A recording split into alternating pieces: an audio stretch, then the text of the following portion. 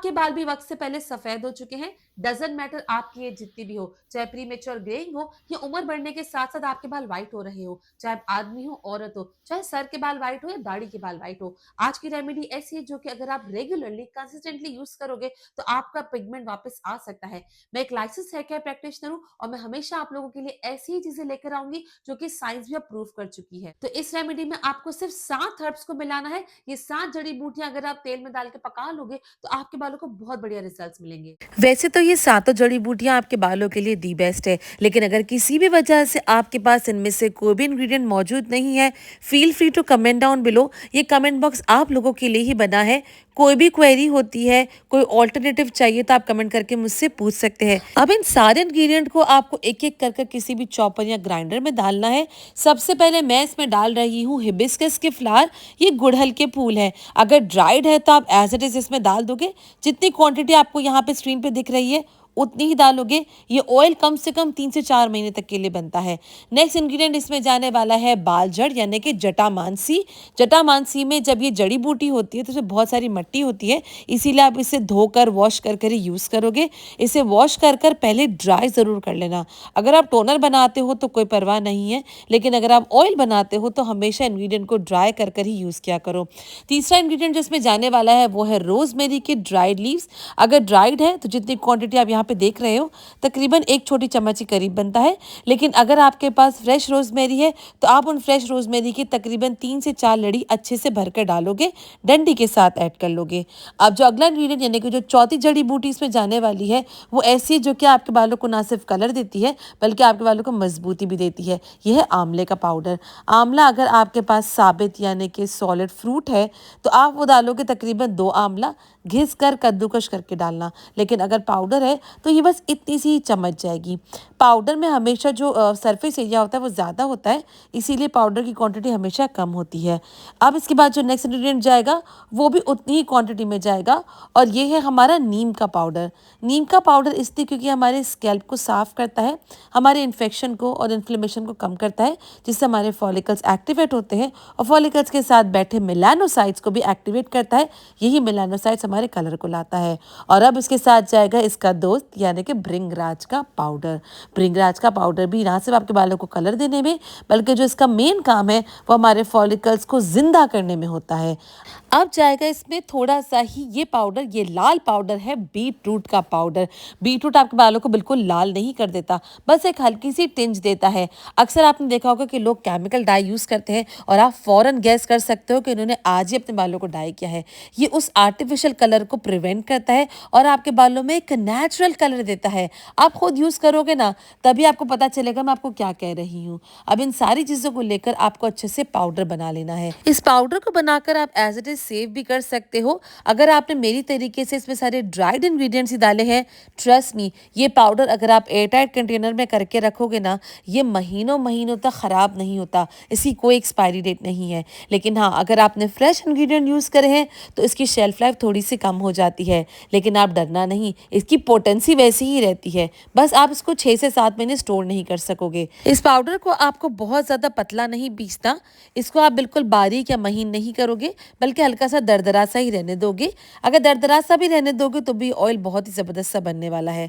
इतनी क्वांटिटी हमारे 6 महीने के ऑयल में काफ़ी है, लेकिन अगर आप ज़्यादा बना के रखना चाहते हो तो कमेंट कर उसकी भी टेक्निक मुझसे पूछ सकते हो। अब इस ऑयल को बनाने के लिए हमें लेना होगा एक पैन। अगर आपको वाइट बालों का मसला है तब आयरन पैन लेना, लेकिन अगर आप सिर्फ ये ऑयल बालों की मजबूती के लिए, बालों को लंबा करने के लिए यूज़ कर रहे हो तो आप यहाँ पे स्टील का पैन भी यूज़ कर सकते हो। अब इस पैन में जाएगा हमारा बेस ऑयल। मैंने यहाँ पर तकरीबन 1 से ज़्यादा कप लिया है मस्टर्ड ऑयल यानी कि सरसों का तेल, क्योंकि सरसों का तेल हमारे बालों के पिगमेंट को लाने में मदद करता है। अगर आपके पास ये नहीं है तो आप इसकी जगह पर या इसके एडिशन में यूज़ कर सकते हो तिल का तेल भी।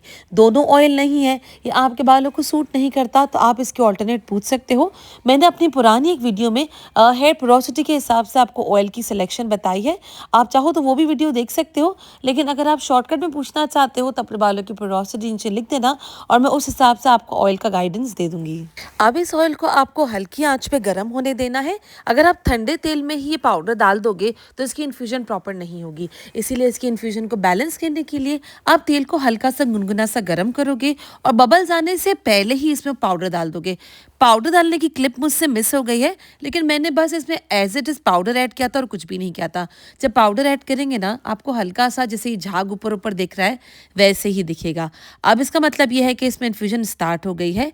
अगर हमने इसमें बहुत ही पतले-पतले महीन यानी पीसे हुए पाउडर डाले हैं, तो वो हो सकता है कि नीचे चिपक जाए, स्पेशली अगर आपका पैन बहुत ही पतले बेस का है।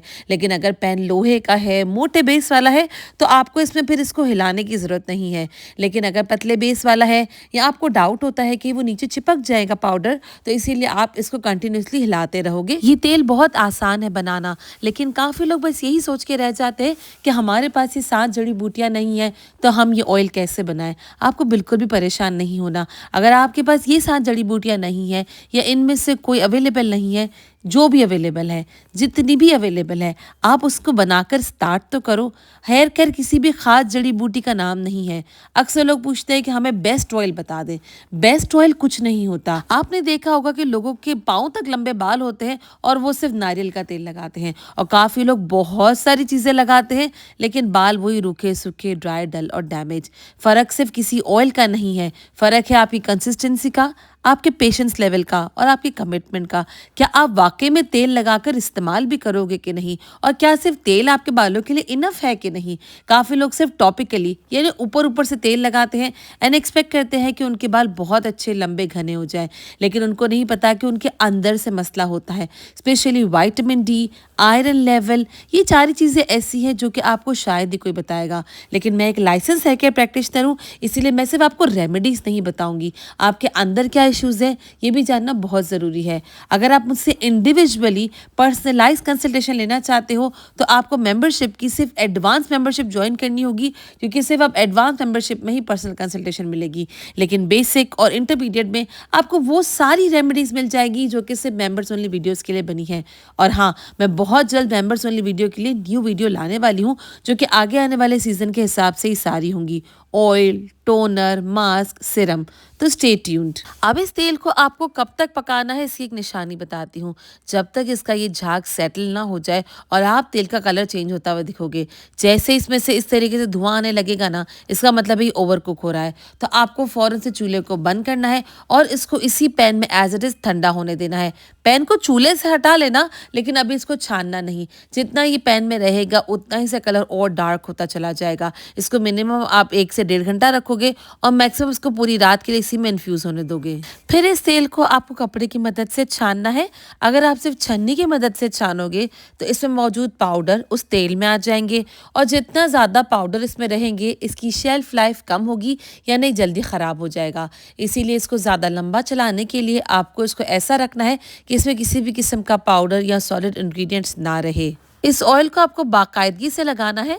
हफ्ते में 2 से 3 दिन इनफ होता है। Let me tell you one thing, ये नेचुरल रेमेडी है। ये कोई केमिकल हेयर डाई नहीं है जो आपको इंस्टेंट रिजल्ट देंगे। इसीलिए इसको लॉन्ग टर्म यूज़ करना है। ये आपके बालों के हर मसले को सॉल्व कर सकती है। जस्ट मेक श्योर कि आपको कोई इंटरनल डेफिशिएंसी नहीं हो। अब साथ ही साथ अगर इस ऑयल के अब दूसरी रेमेडीज़ भी यूज़ करो, जैसे कि आपका हेयर टोनर हो गया, जो कि आपके बालों को काला करने में मदद करता है।